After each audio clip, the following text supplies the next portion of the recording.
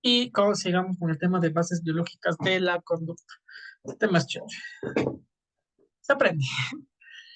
Siguiendo con la estructura del sistema nervioso central, pasamos a la médula espinal, que es esta de aquí. Y esta de aquí. No sé si puedo.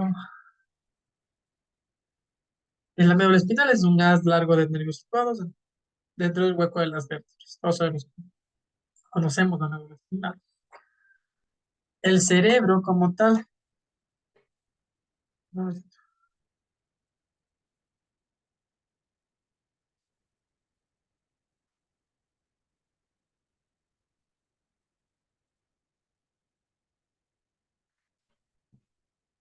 cerebro como tal cuenta con varias estructuras, que está el tallo o tronco encefálico. El tronco, el tallo o tronco encefálico está compuesto por el puente, bulbo raquídeo y el mesencéfalo. El cerebelo, este de aquí, es el tronco encefálico. Está el mesencéfalo, puente de Barolio, el bulbo raquídeo, acá está el cerebelo. Y por último tenemos el prosencéfalo, donde está el tálamo, el hipotálamo y la corteza cerebral, que están acá. Tálamo, hipotálamo, cuerpo calloso, la corteza cerebral y demás. Esa es la estructura principal del sistema nervioso central. Le puse con imágenes todo para que sea, vea mejor.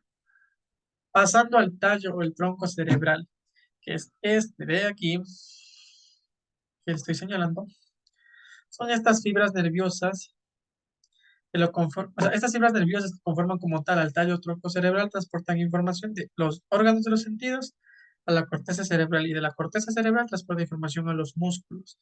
¿Qué es lo que hace principalmente? El tallo o tronco cerebral es que controla la actividad involuntaria de la lengua, la laringe, los ojos y músculos faciales a través de las neuronas motoras. De ahí viene la formación reticular, que es la que controla los estados de sueño y vigilia. La vigilia es mantenerse atento, despierto. Una lesión en esta formación reticular como tal, en esto, pues, no sé,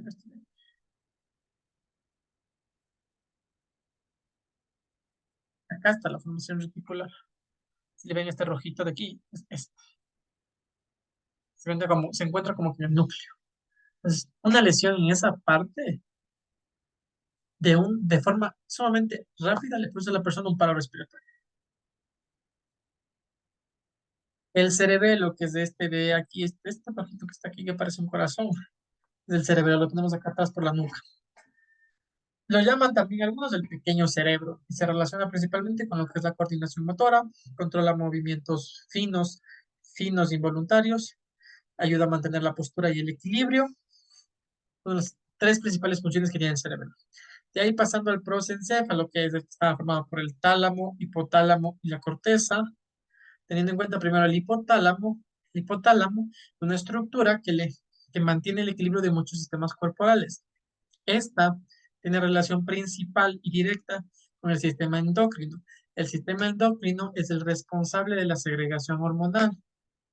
El hipotálamo es conocido también como el centro de las emociones porque produce y regula cambios fisiológicos que se presentan en los estados emocionales.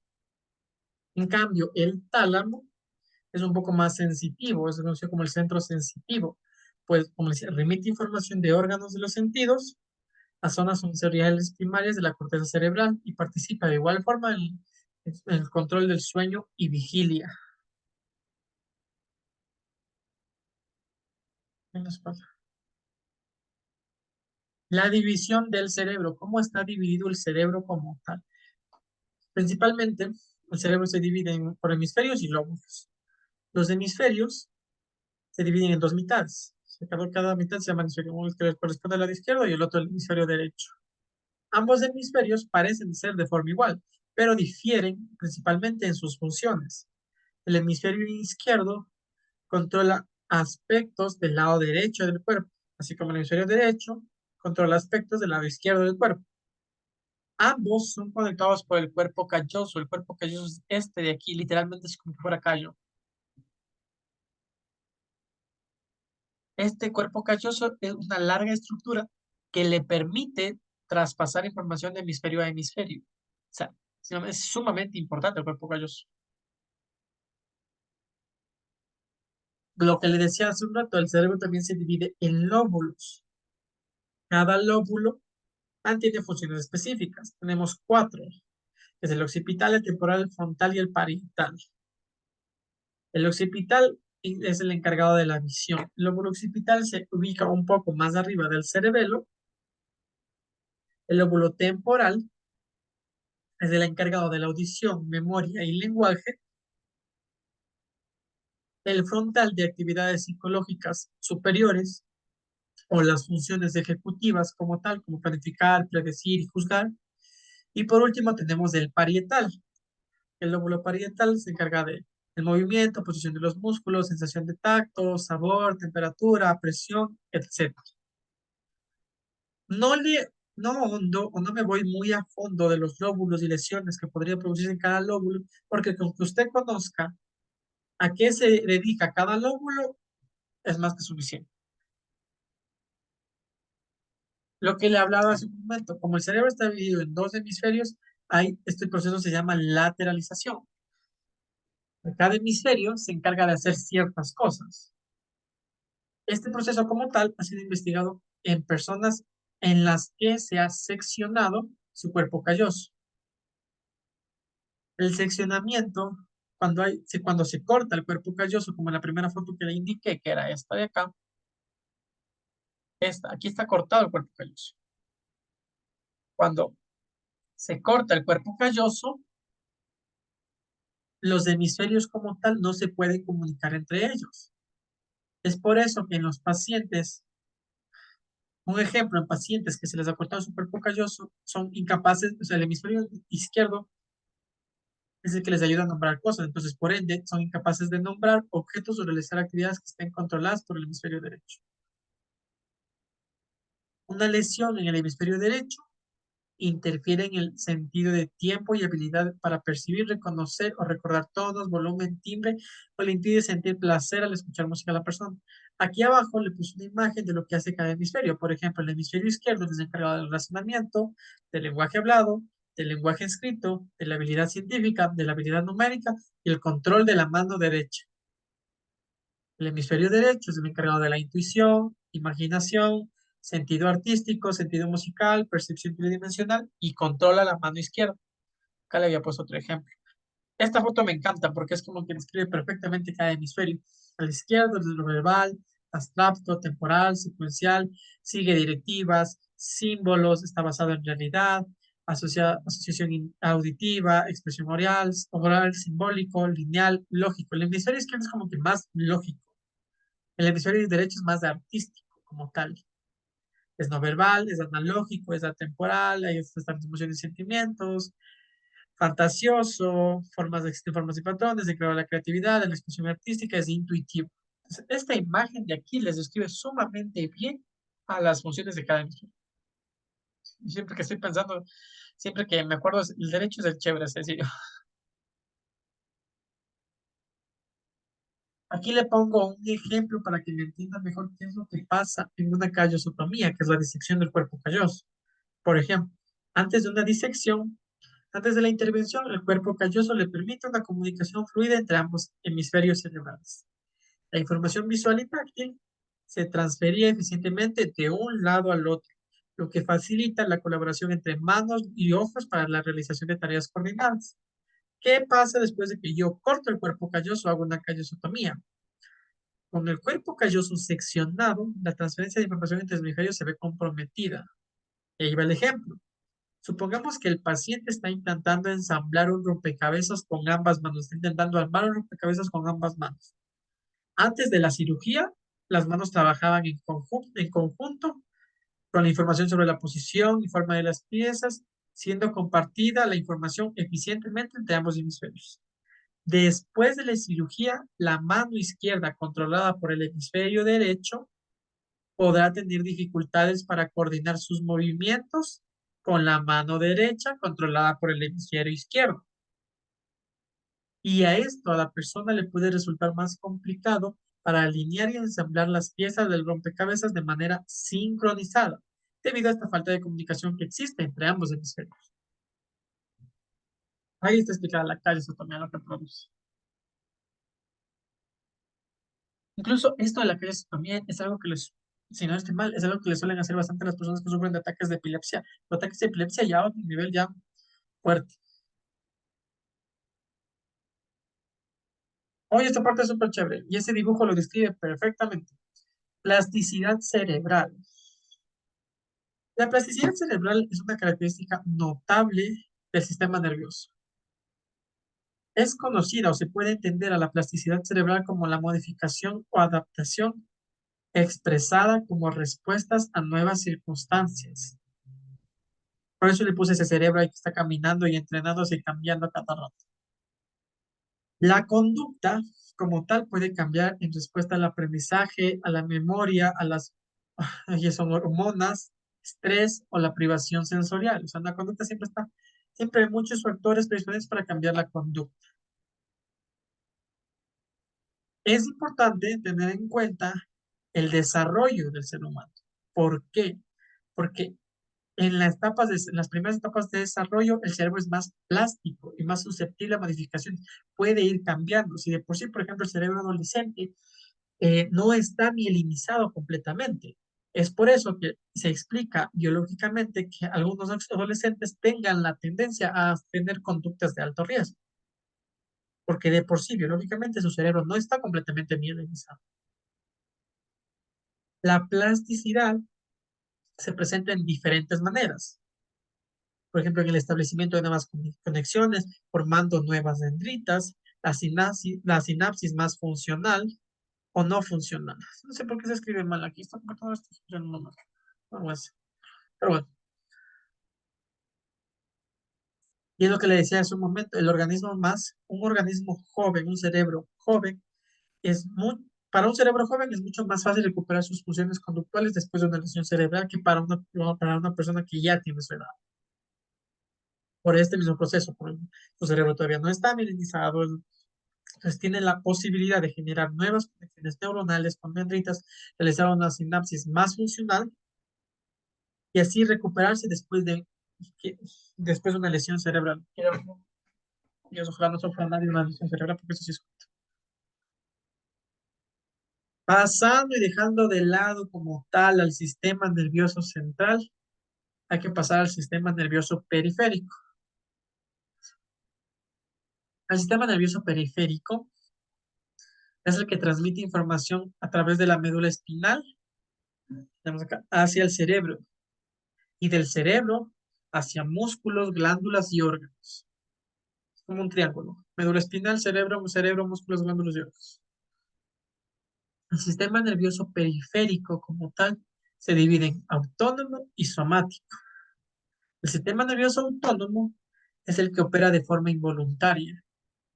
Él tiene que ver con condiciones internas del organismo, con los latidos, por ejemplo, los latidos del corazón y la presión sanguínea. Es de forma involuntaria, no lo controla. Sin embargo, el sistema nervioso somático, ese sí está bajo control voluntario, tanto los nervios motores como sensoriales. Por ejemplo, es lo que decía, es el encargado de, ok, la información pasa a los órganos de los sentidos, estos van al cerebro y estos regresan a los músculos. El sistema nervioso somático es el que está involucrado en el proceso de percepción y control de movimientos musculares. Es el que responde a estímulos del mundo externo. O sea, estímulos externos van a activar este sistema. A diferencia, en contraposición del sistema nervioso autónomo, que este es de forma involuntaria y este es ya con condiciones internas del organismo. No es que usted va a ponerse, ay, voy a controlar los latidos de mi corazón o voy a controlar mi presión sanguínea. Y aquí, este ejemplo me encantaba. Cuando yo estaba haciendo las diapositivas, me puse a estar justo, tenía que levantar unas cajas y dije, ve, me parece. El sistema nervioso periférico, vamos a poner el ejemplo o la actividad como tal, levantar un objeto. Para yo poder levantar un objeto, mi sistema nervioso periférico va a trabajar de la siguiente forma. Primero, tengo el estímulo. Entonces, yo voy a imaginar que veo el objeto en la mesa y voy a decidir levantar. La decisión de levantar el objeto es un proceso cognitivo. y de toma de decisiones que involucra áreas del cerebro asociadas al pensamiento y la planificación motora. El decidir es un proceso cognitivo que involucra muchas áreas de por sí dentro del cerebro. Ok, está el estímulo, de ahí viene el impulso nervioso. La información que se crea acá sobre mi decisión se envía desde el cerebro por medio de las vías nerviosas descendentes del sistema nervioso central. Este impulso nervioso es alcanzado o alcanza la médula espinal, donde se conecta con neuronas motoras del sistema nervioso somático. Ahí es este proceso de sinapsis que veíamos en las primeras clases. Es dentro de ya, tengo mi estímulo, va mi impulso nervioso, se conecta con neuronas motoras de la médula espinal, y ahí viene esta unión neuromuscular. Estas neuronas envían señales a través de los nervios periféricos hacia los músculos esqueléticos, que son los encargados y responsables de que yo vaya a levantar el objeto. En esas terminaciones nerviosas de estos músculos se libera acetilcolina, que es un neurotransmisor en la unión neuromuscular. Eso decía que hay muchos neurotransmisores. 27 creo que eran los que les dije. Una vez que se da esta unión neuromuscular, viene la contracción muscular. La acetilcolina estimula esta contracción muscular. O sea, los filamentos de actina y miosina en las fibras musculares se deslizan entre sí, acortando las fibras y generando la fuerza necesaria para que yo pueda levantar el objeto. Después de la contracción muscular viene el levantamiento del objeto como tal. Mis músculos se contraen de forma coordinada y al contraerse a mí me permiten realizar la acción de levantar el objeto. Este proceso es consciente. Y como es consciente, yo puedo ajustar la fuerza y la dirección del movimiento según yo lo crea necesario. Y por último viene lo que es la retroalimentación sensorial. Durante todo el proceso, los receptores sensoriales de los músculos y en mis articulaciones envían información a través de las vías nerviosas sensoriales hacia el cerebro. Y eso me proporciona retroalimentación sobre la posición y la tensión muscular.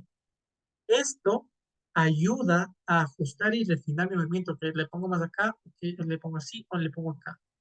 Entonces, para yo hacer algo tan sencillo como levantar una caja, paso por 7 pasos literalmente, que son así. Eso pasa así, porque yo ahorita puedo decir, voy a levantar algo, entonces lo cojo y lo levanto. Pero para levantar algo tuvo que pasar el estímulo, el impulso nervioso tuvo que viajar hacia mis neuronas, las neuronas tuvieron que hacer una unión neuromuscular con los músculos, tuve que hacer contracción muscular, de ahí viene el levantamiento del objeto como tal y la retroalimentación sensorial. ¿Ok? Le voy a poner acá. Este ejemplo explica específicamente cómo funciona el sistema nervioso periférico, específicamente el sistema nervioso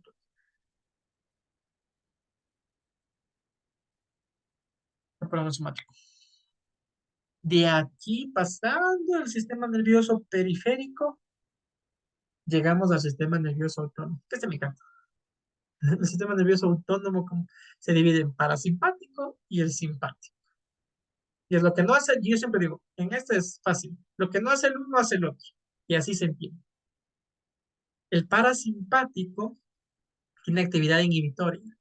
En cambio, el simpático, su actividad es activa. El simpático como tal es el que nos prepara para la huida y activa el organismo de forma inmediata, que de igual forma se activa el sistema parasimpático. Este simpático es el que incrementa la adrenalina, el ritmo cardíaco y la presión sanguínea para dar este proceso de defensa-huida. Entonces, cuando usted le quieren robar o está en una situación que necesita huir, o sea, el que se le va a activar es el que le va a permitir que usted se pueda mover y correr desde el sistema nervioso simpático, porque es el que le va a activar todos los sitios que tenga que activarle para que usted pueda realizar el proceso de defensa o huida como tal. Ya le vamos a explicar. Una Y aquí pregunta, tengo, profe. ah, Una pregunta. Y cuando, por ejemplo, estamos pasando por una situación de estrés o miedo y se paraliza el cuerpo, ¿cómo sería ahí? como estrés o miedo. Si es miedo, el, O si sea, es cuando miedo, dicen que les pasa algo y dicen no pude hacer nada porque me paralicé del miedo o así. Es que ahí está lo que le decía. Porque el sistema nervioso simpático sí se activa, es el que le prepara a usted para la huida. Pero asimismo, como se activa el sistema nervioso simpático, se activa de forma inmediata el sistema nervioso parasimpático, es el que le va a inhibir ciertas cosas. Y vamos a ver acá para que vean, y acá va a entender su pregunta. ¿Qué es lo que me hace el sistema nervioso simpático? ¿Qué activa? Él es capaz de dilatar la pupila, de disminuir la producción de saliva, dilatar los bronquios, aumentar mi frecuencia cardíaca, inhibir actividad de órganos digestivos, inhibir actividad del páncreas, inhibir la vesícula biliar, estimular la producción de adrenalina de la médula suprarrenal, es el encargado de la relajación de la vejiga y estimula el orgasmo. Eso hace el simpático.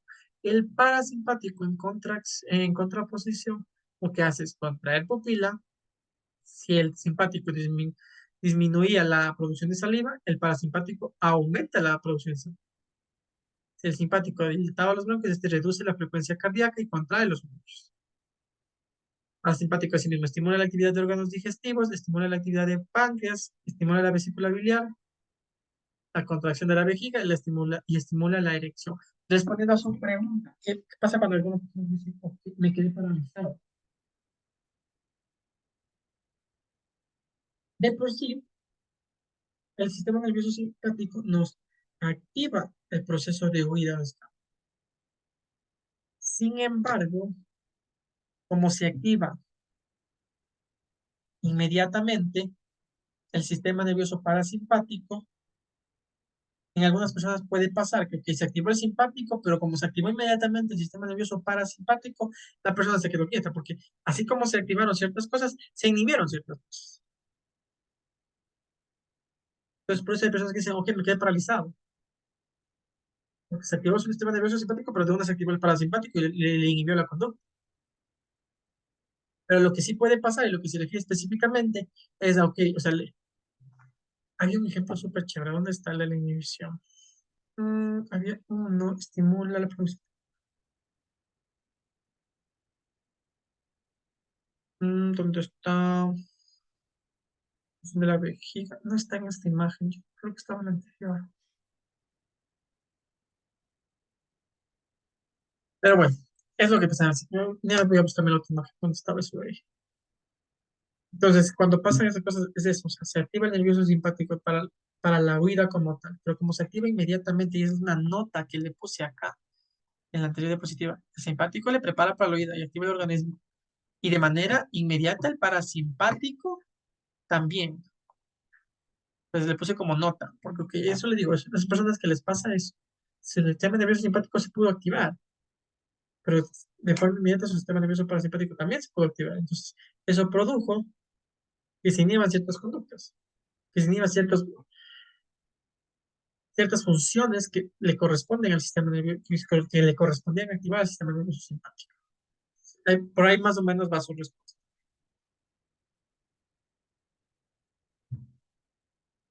Esto, no se preocupe por los términos de aquí, del sistema nervioso simpático, simpático, parasimpático, el nervio central, porque con que tenga noción de lo que hace el uno y lo que hace el otro es más que suficiente. No necesito que usted me venga y me recite aquí lo que hace cada uno. Esto solo le sirve para entender más o menos cómo se da el comportamiento del ser humano. Eso es lo que les interesa a ustedes. De ahí viene el endocrino, que el endocrino es el principal más... y en estas partes chévere. La glándula y más importante dentro del sistema endocrino es la pituitaria o hipófisis. Es una chiquitica, así que ni se ve. O sea, cuando uno abre el cerebro como tal, o sea, cuando a mí me hicieron abrir el cerebro y verlo, no se ve, o sea, es ahí. O sea, no sé si le puse foto, pero es una cosita ahí. Y esa cosita ahí libera la de hormonas que uno se queda anonadado. Controla la hormona del crecimiento. Entonces, un poco para ir conociendo y para que usted también conozca, la glándula, que es el lóbulo anterior de la pituitaria, segrega el TSH, que es la hormona tirotrópica, el ACTH, el FSH, la hormona adrenocorticotrópica. Nunca puedo pronunciar este de aquí. Una vez mi profesor me tuvo toda la mañana hormona adrenocorticotrópica. El FSH, la folículo estimulante y la luteinizante. ¿Qué es lo que hace la TSH? La TSH estimula la secreción de la tiroides. La ACTH estimula la secreción de la corteza adrenal.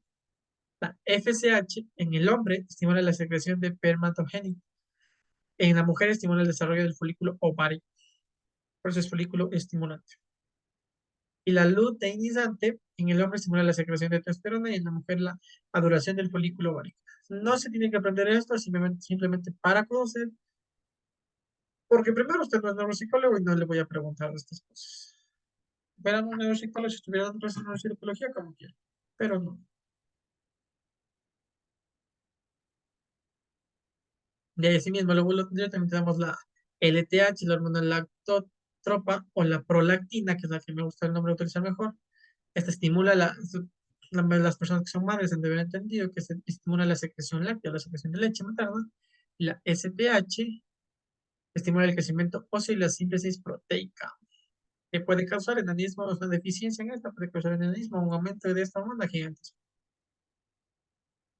El lóbulo intermedio se produce la MSH, que es la estimulante de melanóforos. Nunca puedo producir estas cosas, le juro. Nunca. Siempre lo odiaba mi profesor de neuropsicología. Este estimula la síntesis de melanina por las células pigmentarias. La melanina lo de la carita, o sea, no queda color. El lóbulo posterior, que es del ADN, o la hormona antidiurética o la vasopresina, que estimula la reabsorción de agua por parte del riñón. Ay, este es chévere, la oxitocina. Ese siempre me encantó, porque estimula la contracción uterina y la eyección láctea. Era la más fácil de aprender. Porque a nosotros nos tomaban esto, o sea, literalmente nos daba el cuadro vacío y tú tenías que llenar. De ahí viene la tiroides, las hormonas que segrega la tiroides, está la tirosina y la calcitonina. La tirosina estimula el metabolismo celular y el crecimiento. Ahí está lo del hipotiroidismo, que en exceso o en disminución puede producir obesidad o en disminución delgadez, bolsillo, tensión y demás. La calcitonina estimula el depósito de calcio en los huesos y de ahí con la paratiroides, que es la paratormona, estimula la liberación de calcio en los huesos. Las personas que sufran, o las que yo tengo una prima con cáncer a la tiroides, pues, por ejemplo, ella siempre toma calcio por esto, porque tiene deficiencia en eso. Ella siempre está tomando calcio por este tipo de cosas. Y hay una que también que toma, que es la levotiroxina. Entonces, en la corteza adrenal tenemos la cortisona, la glucorticoides, que estimula el proceso de glucogénesis o lipólisis, y la aldosterona, porque el otro nombre nunca me gustó. Favorece la retención de sodio, la excesión de potasio y la retención de agua. Esto simplemente lo doy para que sepa, porque no me sirve de nada. La médula adrenal es la que posee la adrenalina y la noradrenalina. La adrenalina es la que estimula el sistema nervioso central, el ritmo cardíaco, la respiración y más. Y la noradrenalina eleva la presión arterial. El páncreas, yo tenía una amiga que no tenía, no sé si era el 80% de su páncreas. Entonces el páncreas es el encargado de estimular la insulina, que favorece la incorporación y oxidación de la glucosa. Entonces, por ejemplo, ella no podía comer muchas cosas dulces. Realmente no siempre tenía que estarse tomando la glucosa o inyectándose. Eso sí era bien jodido. El glucagón, que es de los efectos contrarios a la insulina. El riñón produce la renina y la entropoietina. La renina, que eleva la presión arterial, y la eritropoietina, perdón, que estimula la producción de los glóbulos rojos. Te juro, a nosotros nos tomaban esto y ahorita me acuerdo, se me hicieron acordar. Nos tomaba vacío. Nos daba el cuadro vacío y tenías que llenar. ¿Qué es lo que pasaba? ¿Qué no le pasaba? Fue un segundo semestre, fue terrible.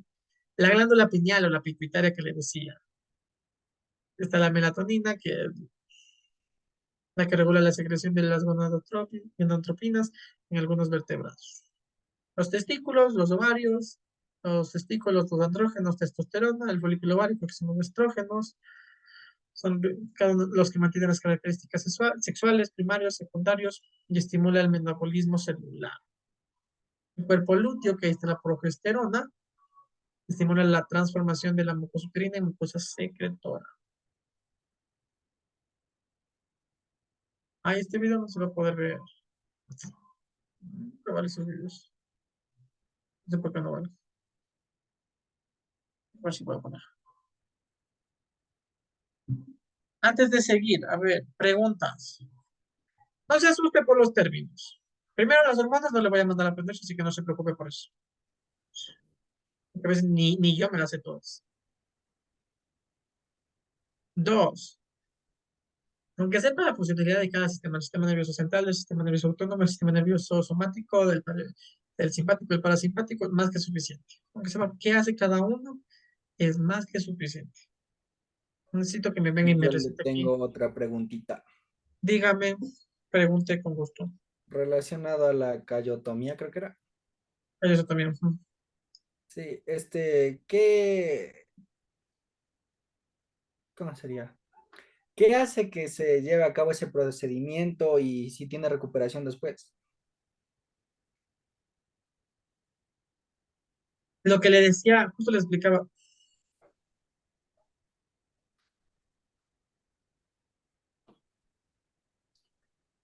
A ver, lo justo le explicaba que a veces las personas cuando sufren epilepsias como tal, o sea, epilepsias sumamente fuertes, a veces les tienden a diseccionar el cuerpo pelos. Entonces, eso hace y es lo que les lleva a veces a los doctores a hacer la estereotomía, porque es algo exclusivo para personas con epilepsias, pero estas epilepsias catastróficas, literalmente que padecen caídas, a veces las personas se caen, se empiezan a morder, incluso algunos se lastiman, incluso se llegan a morder la lengua terriblemente. Eso les produce frecuentes lesiones y se suelen recuperar, como vimos ahí cuando se hace una cariosotomía, o que la persona puede seguir con su vida, simplemente va a tener problemas en la coordinación de la parte izquierda con la parte derecha, porque como le decía, o sea, esta persona quería poner los legos en un lado, entonces su parte, el hemisferio, perdón, izquierdo es el control de la mano derecha, el hemisferio derecho es el control de la mano izquierda, entonces si él lo quería hacer de forma sincronizada, es lo único que no va a poder hacer, no lo va a poder hacer de forma sincronizada, no, no se van a conectar no se van a pasar información en un hemisferio con el otro. Sin embargo, la persona sigue con su vida normal, pero se utiliza más en personas que han sufrido ataques epilépticos catastróficos. La que eso conmigo. No sé si respondí su pregunta. Sí, pero entonces no tiene recuperación como tal. O sea, no es que otra vez se vuelva a unir el este. No, o sea, ya se queda cortado. Ah, ya.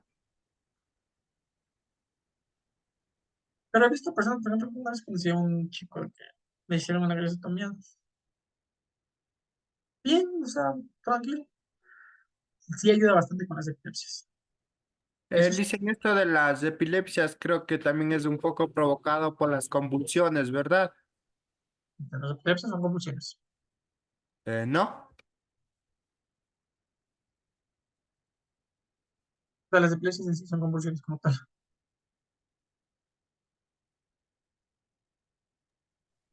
Y no tienen diferencia, o sea, una que le diferencia de la otra. Una convulsión y una epilepsia. Sí.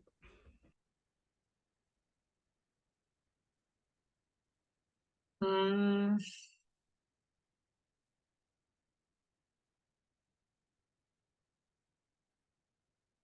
o sea, específicamente, me gusta siempre decirlo así. Un conjunto de convulsiones genera una epilepsia. O sea, se diagnostica principalmente a una persona con epilepsia cuando esta persona ha tenido más de dos convulsiones. Esa, o sea, es la diferencia que yo tengo concebido como tal.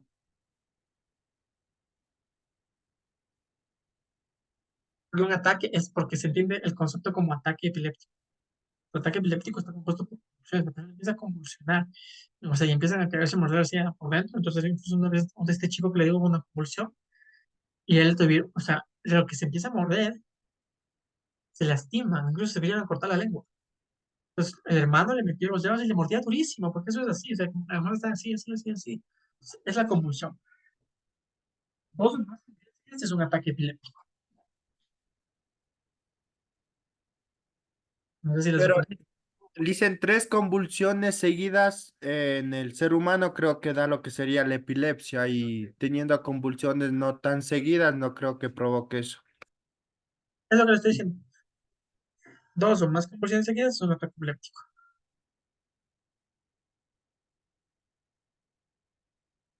Gracias, Lisa.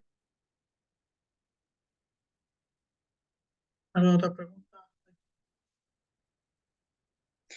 Liz, en eso de la Me sale tiroides, levantada, espera ¿tiene un ratito. cura?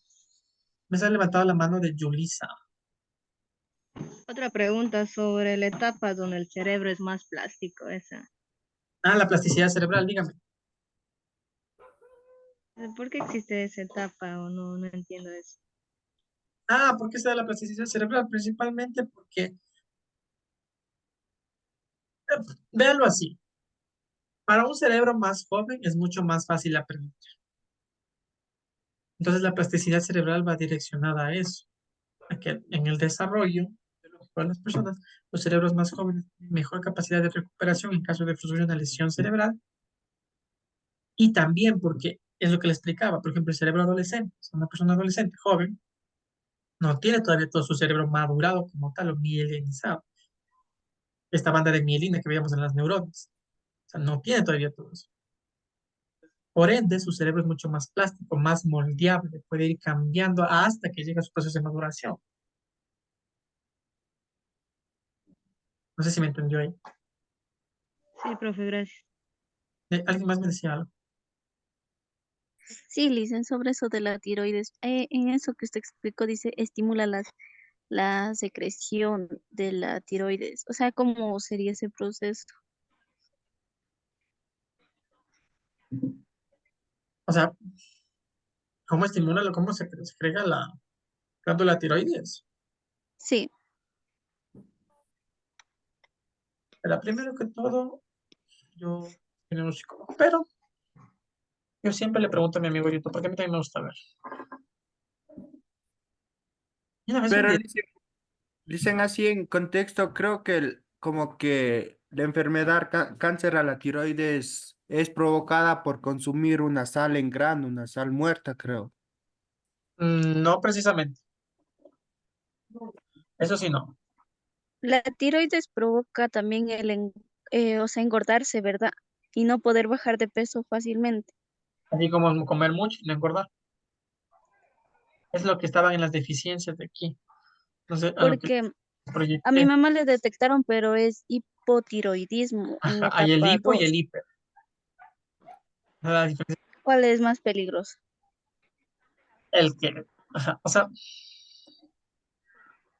mi prima tenía el,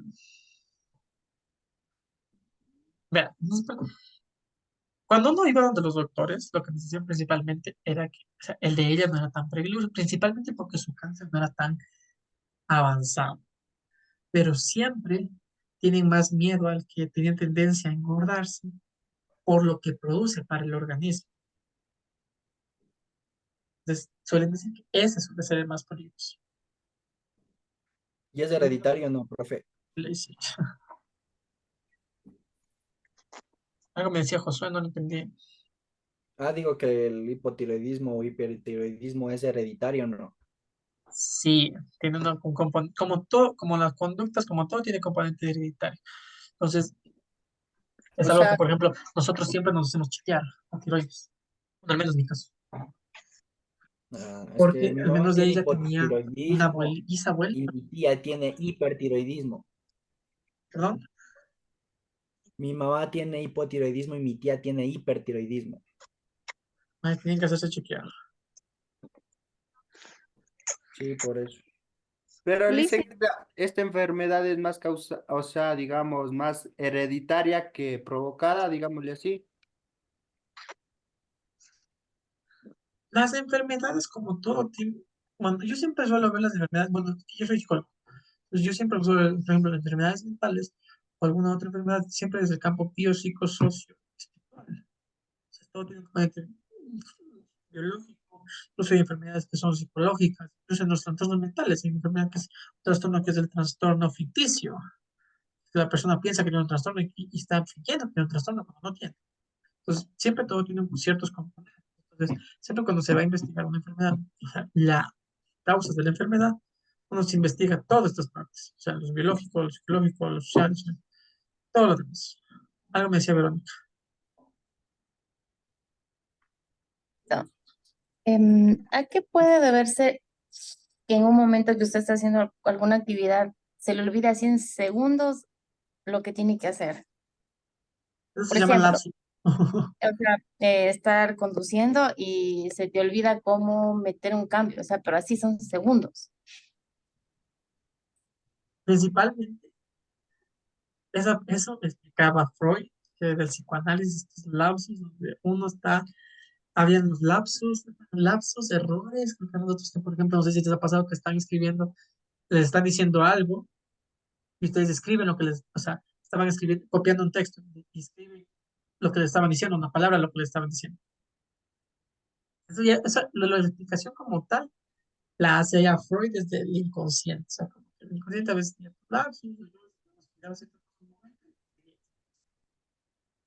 pero así específicamente como tal no se ve. Pero lo que he visto y de lo que he leído es, me explica más de eso el psicoanálisis. En internet. Déjame ver, voy a buscar. Entonces, no me acuerdo el nombre específico, pero eran los lapsus. No estoy mal. Eran los lapsus.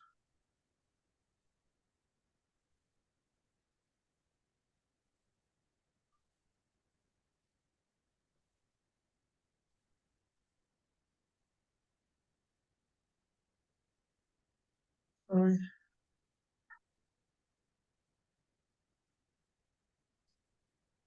a ver.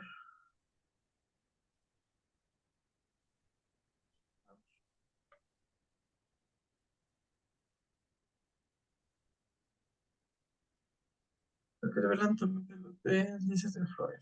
El acto fallido. ¿Dónde está?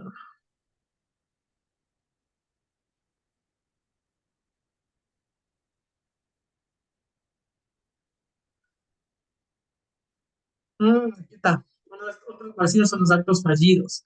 ¿Qué son los actos fallidos? Yo no sé mucho de psicoanálisis, eso sí les voy a decir desde ahora. A mí yo casi no me meto mucho en psicoanálisis porque no es mi corriente favorita. No es mi corriente favorita. O sea, los actos fallidos, o sea, específicamente para Freud, las parapraxias, también llamadas actos fallidos, deslices freudianos o los lapsus que les decía, son estos fallos en los discursos o en las acciones, en la memoria, en la lectura o en la escritura. Que Freud y otros psicoanalistas consideraban que era producido por una interferencia en la parte inconsciente de la mente. Algunos ejemplos de estos actos fallidos pueden ser olvidar responder un correo electrónico referente a una entrevista por un puesto de trabajo que nos convence, decir por error una palabra de contenido sexual ante una persona que nos atrae, olvidarnos de alguna acción o realizar otra acción mientras que estábamos pensando en otra acción. Entonces, más o menos por ahí van las explicaciones. Y eso encontrándola rapidito, porque si me pongo a investigar, pues ahí vengo con otra información. Pero es, Profe, lo mismo sucede cuando, por ejemplo, uno, como dijo la compañera aquí, uno va manejando, pero se olvida que va manejando y después repentinamente se acuerda que está manejando, así como que la piel, como que la mente se va perdiendo y luego repentinamente recuerda la acción que está realizando en ese momento. a ver, se olvida que va manejando. Es como ahorita nos está dando clases, ¿no? Y como que se distrae un momento y luego se da cuenta que nos está dando clases así repentinamente. Ah, puta, ahí sí. No. No, yo era el que siempre se encargaba de explicar estas cosas. Pero, ¿qué es? Se refiere a usted específicamente y eso hablábamos una vez con mis compañeros de psicología. Una compañera trabaja conmigo en la fundación. Decíamos, ay, pero me pasa esto, que no sé qué. Y decíamos a una profesora que nos daba, me acuerdo que sexualidad en séptimo semestre. Pues, ella, según ella, nos decía, no están suficientemente concentrados. Pero ahí también nos metía esa parte de Freud, y ella también era más o menos conocida con el inconsciente, y así que esto, o sea, estos lapsos, o sea, te olvidas, ¿no? O sea, te olvidas la acción que estás, o sea, estás haciendo la acción y te olvidas la acción que estás haciendo y terminas haciendo otra cosa, hasta que después te acuerdas de la acción que estás haciendo. Y se decía que era un proceso inconsciente, o sea, que el proceso inconsciente está relacionado con mi conducta. O sea, hay una interferencia dentro de mi proceso, perdón, dentro de mi proceso inconsciente, que al haber esta interferencia existe o repercute en mi procesamiento consciente, en mis acciones conscientes. Meterse en temas de psicoanálisis es muy complejo. A veces ni yo le entiendo mucho Freud, entonces más o menos le explico lo que yo tengo noción de psicoanálisis, porque yo de psicoanálisis no sé. Y yo no tengo pena en decirlo, no sé de psicoanálisis, sé lo básico. Dice, la diabetes también afecta bastante al cerebro, ¿verdad? Porque mi mamá tiene diabetes y ella, como dicen los compañeros, ella está escribiendo y pues como que se fue, no nos escucha, a ratos no nos escucha, es como que si estuviera en otro lado y después reacciona y sigue haciendo lo que estaba haciendo. Pero Y eso eso depende dijo de el otra doctor que era cosa. Por productor de ejemplo, la diabetes también. no sabría decirle, no soy doctor, lo que le pongo un ejemplo de lo que de mi experiencia. Mi compañera tenía diabetes, la que estudiaba conmigo, la que tenía, no tenía cierto porcentaje del páncreas. Pero, por ejemplo, ella era súper, así, súper concentrada en lo que tenía que hacer, o sea, tac, tac. Tal vez es, incluso es lo que hay que tomar en cuenta. Siempre cuando uno, es incluso cuando vas a diagnosticar, entre comillas, un trastorno, tienes que tener en cuenta todas las matices, todas las posturas, ver de todas las posturas a la persona, al problema que está pasando en cuestión.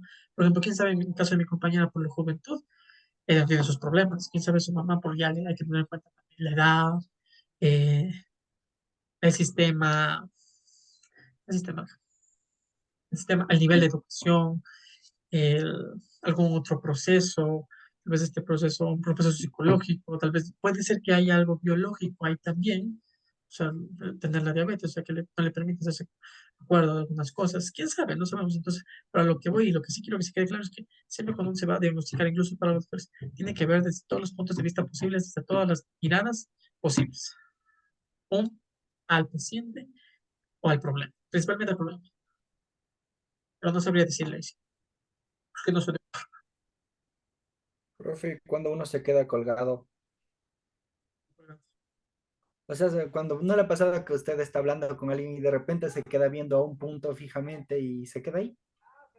Ay, eso ya son procesos normales del ser humano. Ah, Son procesos de atención. Eso ya influye en su atención. Ahí sí ya sería atención selectiva o atención generalizada.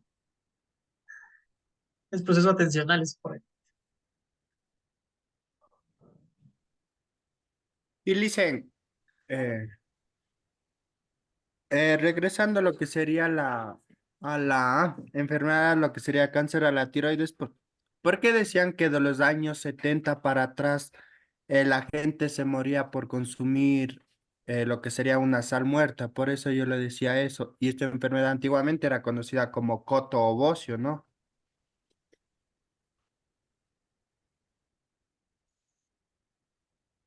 Era,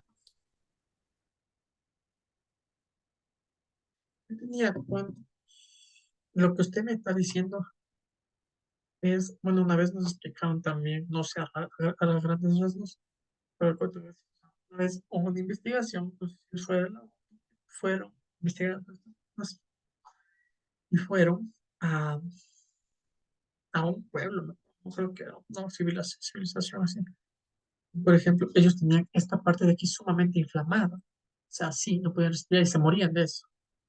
Pero por una deficiencia, o sea, en la sal. O sea, me acuerdo que que les dieron sal, sal, y les bajó el tamaño de la glándula.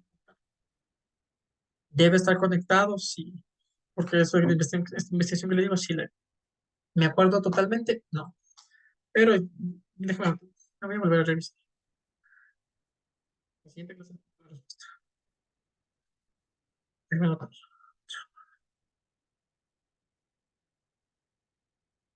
A ver, investigación en la sala.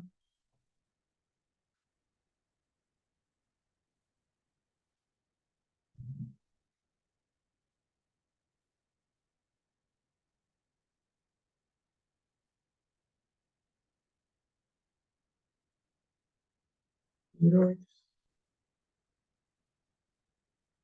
Primero vamos a buscar que ahora hagamos como si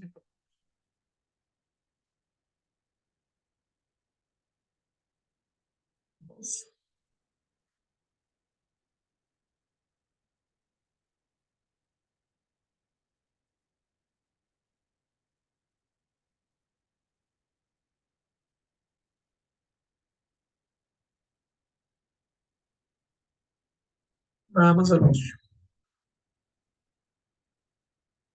El bocio es el crecimiento de la glándula tiroides, lo que le decía. La tiroides es una glándula en forma de mariposa en la base del cuello. El bocio puede ser un agrandamiento general de la tiroides o puede ser el resultado de un crecimiento celular irregular. La tiroides agrandada. El agrandamiento generalizado de la tiroides puede expandir la glándula más allá de su tamaño habitual o causar un bulto notable en el cuello. La causa más común en el bocio, ya que está así, es la falta de yodo en la dieta. En Estados Unidos, donde es común el uso de sal iodada, la causa del bocio son las afecciones que cambian la función de la tiroides. El tratamiento depende de la causa del bocio, los síntomas y las complicaciones que deriven de este. Los bocios que son pequeños no se notan y no causan problemas, por lo general no necesitan tratamiento. Ahí está, por la deficiencia en yodo. Por eso es que les daban sal. Había sal iodada y les daban sal y ahí a algunos se les bajaba. Pero hay personas que, por ejemplo, sí consumen sal iodada y ellos y de lo que dice aquí se les hace más grande, entonces eso.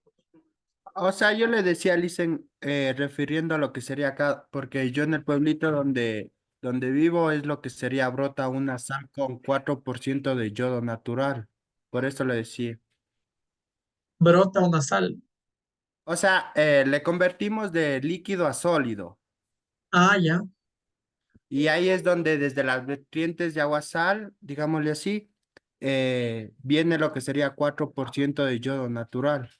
A lo contrario que la sal que consumimos de origen marítimo contiene 2% de yodo artificial.